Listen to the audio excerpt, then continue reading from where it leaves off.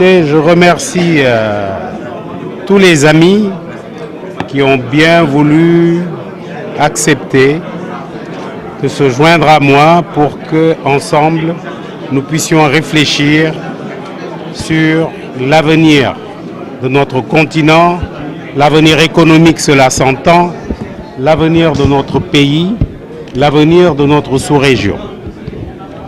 Je voudrais donc d'abord les remercier d'avoir bien voulu accepter de se joindre à moi. Nous avons notre ami Sall, Boubacar Camara, que tout le monde connaît, et d'autres, Ali Ountine, et d'autres qui sont dans la salle. Parce qu'il est important que les gens sachent que ce n'est pas une initiative unique ou personnelle. Les enjeux sont tels que les montagnes à soulever, au propre et au figuré, naissent une dynamique globale de compétences et d'engagement. C'est ce que j'ai retrouvé dans l'équipe et vous comprendrez que j'ai d'abord à nous féliciter, nous la Dream Team de l'économie, nationale, régionale. Vous avez vu les patrons du CNP, du CNES et du CIS qui étaient tous là. Ça veut dire que nous le faisons en communion, tout ce que nous faisons en communion avec les autres acteurs économiques du Sénégal. Mais à cela, nous avons convié l'État qui a envoyé 2 représentants, le ministère de l'Intérieur et le ministère des Affaires étrangères, pour venir nous accompagner, parce que l'ambition que nous avons, pour répondre à vos questions, c'est que, encore une fois, au risque de nous répéter, le monde entier sait que c'est le tour de l'Afrique, c'est le tour du continent africain. Mais le tour de l'Afrique ne peut se faire qu'avec les Africains. Sinon, nous allons encore une fois sous-traiter notre tour aux autres. Et le sujet d'aujourd'hui est un sujet capital, voire fondamental. Que disons-nous? Nous disons que notre pays, notre sous-région, parlons plutôt de sous-région, regorge de ressources naturelles qu'il convient maintenant que nous avons du gaz, de transformer sur place. Et je résumerai ce que nous avons dit depuis ce matin en ceci. Dans un rayon de 960 km de Dakar, il y a 27 milliards, plus de 27 milliards de tonnes de minerais de fer. Qu'avec le gaz que nous avons, nous pouvons transformer au moins 22 milliards de ces 29 milliards. C'est dire quoi? Une fois que vous avez transformé 22 milliards de tonnes de minerais de fer, vous avez au moins 11 milliards de tonnes de fer. 11 milliards de tonnes de fer, c'est plus de 7 000 milliards de dollars. Ça veut dire quoi? C'est la fin de la pauvreté dans notre sous-région. C'est aussi simple que ça. Vous savez bien que toutes ces choses-là ne peuvent pas se faire sans la tutelle ou en tout cas sans l'accompagnement du politique. Nous avons écrit officiellement au chef de l'État pour l'inviter à parrainer cette initiative qui va au-delà de nous.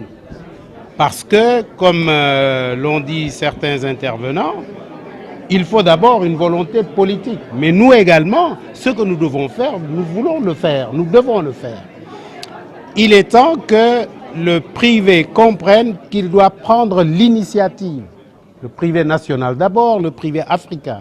Que nous devons prendre l'initiative pour ne pas dire les initiatives.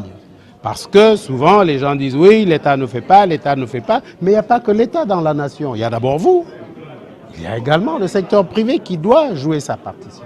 Et ce que nous disons, c'est que nous avons pris une initiative à laquelle nous convions tout le secteur privé national et sous-régional. Vous savez que c'est un projet que nous souhaitons engager avec 7 pays. Je vous ai dit tout à l'heure que nous sommes en rapport avec les dirigeants de tous ces pays-là et que oui, tous ont donné leur aide. Bon, le coup, vous les journalistes, vous vous intéressez toujours à l'argent. Vous avez peut-être raison. La première phase, nous pensons que nous allons d'abord asseoir une société d'études Parce qu'il faut faire des études, et croyez-moi, les études pour un projet de cette dimension, c'est complexe, mais c'est à notre portée. Nous allons d'abord faire une société que nous ouvrons à tous avec un capital de 1 milliard pour nous permettre de suivre de faire les études de faisabilité. Et là-dessus, nous avons déjà un pays ami que je peux nommer, qui est l'Inde, qui nous l'a déjà accompagné dans le cadre, comme je l'ai dit, du chemin de fer Dakar-Ziguinchor. Et le gouvernement indien est prêt à nous accompagner dans le cadre de cette étude de faisabilité. Mais nous allons donc ouvrir une société en capital de 1 milliard que nous porterons à 3 milliards de dollars. Il faut comprendre que l'envergure du projet est simplement extraordinaire parce que si on nous écoute, le cours du fer et de l'acier dépendra d'ici.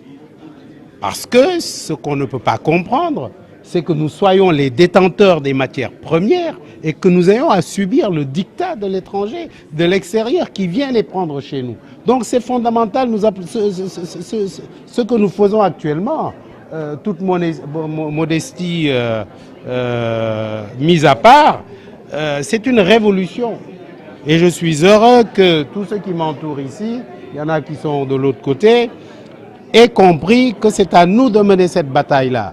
Donc ce que je voudrais que les Sénégalais et nos autres parents de l'Afrique de l'Ouest comprennent, et je l'ai dit tout à l'heure, il y a 3000 ans,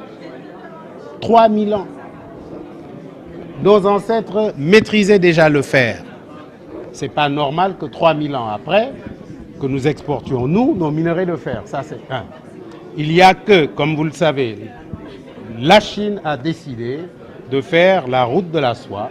Nous disons oui dans la même philosophie, parce que c'est la philosophie qui nous montre le chemin. Nous déclarons fermement que nous allons définir, que nous allons prendre la nouvelle route de l'acier et de l'aluminium.